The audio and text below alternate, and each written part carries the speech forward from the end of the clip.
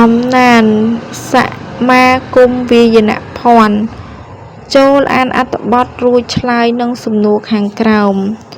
ប្រជាពលរដ្ឋនៅភូមិខ្ញុំភាគច្រើនប្រកបរបរត្បាញហូលផាមួងនិងក្រមាបច្ចុប្បន្ននេះពួកគាត់បានចងក្រងជាសមាគមមួយឈ្មោះថាសមាគមវាយភ័ណ្ឌដើម្បីឲ្យមានឱកាសជួយគ្នាទៅវិញទៅមកទទួលបានការអភិវឌ្ឍដូចគ្នានិងការពារផលប្រយោជន៍រួមរបស់សមាគមពួកគេបានធ្វើការជ្រើសរើសប្រធានម្នាក់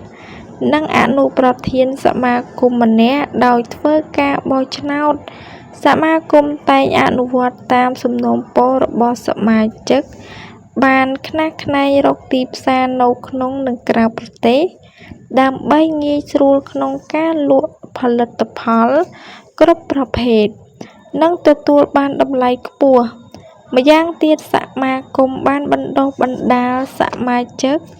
ដោយបង្រៀនត្បាញការសូត្រថែទាំដង្កូវនាងលក្ខនឹងលក្ខឲ្យចេះគ្រប់គ្នាលើសពីនេះសមាគមតែងតែជួបប្រជុំផ្សព្វផ្សាយព័ត៌មានសំខាន់ៗដល់សមាជិកដូចជាការអប់រំសុខភាពគ្រោះមហន្តរាយបច្ចេកទេសដាំដុះនិងការបោះឆ្នោតជាងនេះទៀតសមាគមបានស្វែងរកថវិកាដើម្បីយកមកជួយសមាជិកឲ្យបានរីកចម្រើននិងចេញមុខដោះស្រាយការលំបាករបស់សមាជិកជានិច្ច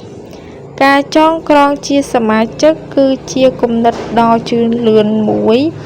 ដែលប្រជាជនយើងគប្បីរួបរួមគ្នាបង្កើតនៅតាមតំបន់នានាដែលខ្លួនរស់នៅ